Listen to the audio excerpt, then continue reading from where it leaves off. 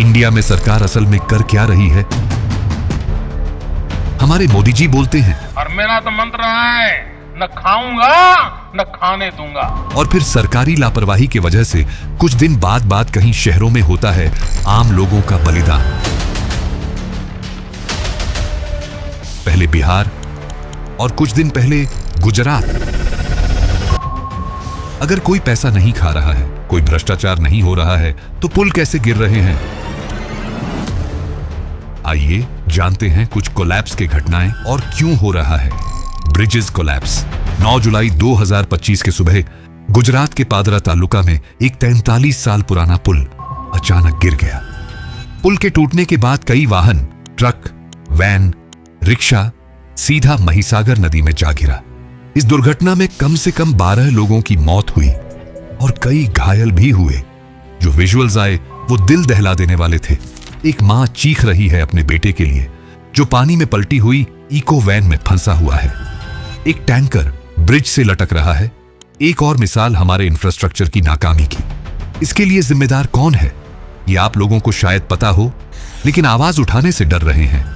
या तो कुछ लोग व्हाट्सएप यूनिवर्सिटी के असर और अंधभक्ति के भी शिकार है, जिसकी वजह से आवाज उठाना सोच भी नहीं सकते। और इन सबके साथ साथ एक बड़ा रोल निभा रहा है हमारे देश का चौथा स्तंभ, मीडिया, जो आज के दिन में गोडी मीडिया के नाम से भी जाना जाता है, जिनका काम जनता की आवाज को सरकार तक पहुंचाना है।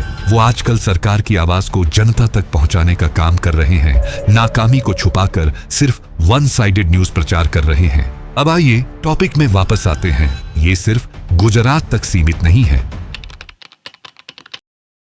बिहार में कुछ महीनों के अंदर 12 ब्रिजेस गिर गए। हाँ, सही सुना आपने, 12 ब्रिजेस। कुछ तो इनॉग्रेशन तक भी नहीं पहुंच पाए थे।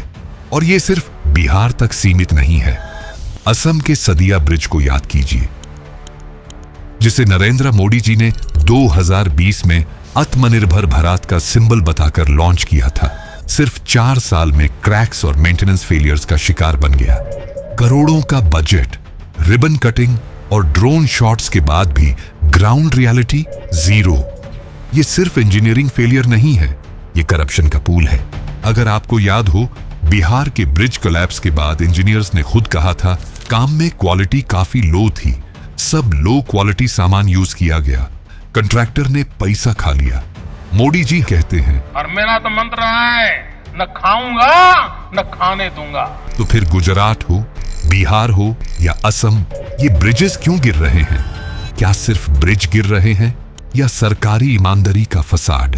एक ब्रिज कितने साल बाद गिर सकता है, ये कई फैक्टर्स पर डिपेंड करता है।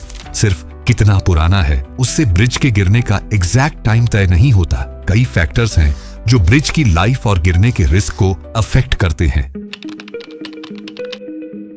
ज्यादातर कंक्रीट या स्टील ब्रिजेस की डिजाइन लाइफ होती है 50 से 100 साल। अगर मेंटेनेंस सही हो तो कुछ ब्रिजेस 100 से ज्यादा साल तक भी चल जाते हैं। जैसे हावड़ा ब्रिज 81 से ज्यादा साल पुराना, अब भी फंक्शनल है। अगर regular inspection, painting, rust proofing, crack repair नहीं हो रहा है तो 30 से 40 साल में ही डेंजरस हो सकता है। पुअर मेंटेनेंस ब्रिजेस के गिरने का मेन रीजन होता है इंडिया में। अगर एक ब्रिज को ज्यादा वेट उठाना पड़ रहा है जो उसके डिजाइन से ज्यादा है, जैसे ट्रक, हैवी ट्रैफिक, तो ब्रिज लाइफ जल्दी कम हो जाता है। Floods, heavy rainfall, earthquake prone areas में ब्रिजेस जल्दी वीक हो जाते हैं। ऐसे कुछ फैक्टर्स हैं जिनसे एक ब्रिज गिरता है। पब्लिक का पैसा, टैक्स पेयर्स का पैसा सड़ी हुई पॉलिसीज और करप्ट कॉन्ट्रैक्टर्स के हवाले कर दिया जाता है। लाखों करोड़ों रुपए कॉन्ट्रैक्टर्स, इंजीनियर्स, पॉलिटिशियंस के पेट में जा रहा है। टेंडर का पैसा कौन खा रहा है? कितना पैसा क्वालिटी चेक के नाम पर उठाया जा रहा है? इंडिया में टैक्स बढ़ते बढ़ते तकरीबन 30% तक जा चुका है, लेकिन एक आम आदमी को मिलता क्या है? सड़ा हुआ रोड, घटिया क्वालिटी का हॉस्पिटल, कहीं जगहों पर पानी भी नहीं मिलता। ऐसे बहुत सारे प्रॉब्लम्स का सामना करना पड़ता है। कुछ दिनों से एक मीम वायरल हो रहा है इंडिया में। Indian road and tax and Japan के रोड एंड टैक्स को लेकर।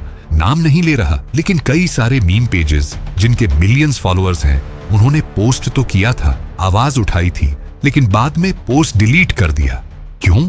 क्योंकि वो सरकार के खिलाफ आवाज उठाने से डर रहे हैं। कहीं घर में पुलिस ना आ जाए इस डर से। ये हमारे सरकार के लिए बड़ी शर्म की बात है दोस्तों, जो एक आम जनता को डरा कर रखना पड़ रहा है अपने पक्ष में।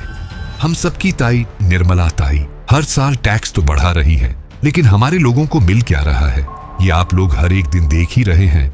हर बार जब ब्रिज गिरता है कहीं जिंदगियां चली जाती हैं, लेकिन न्यूज में सिर्फ एक टिकर चलता है, ब्रिज कोलैप्स 10 डेड।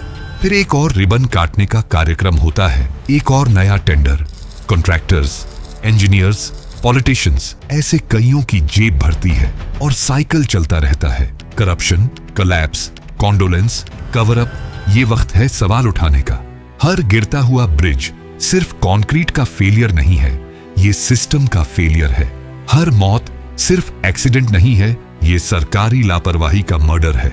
और जब तक हम ये नहीं समझेंगे अगला ब्रिज किस शहर में गिरेगा, सिर्फ वक्त बताएगा।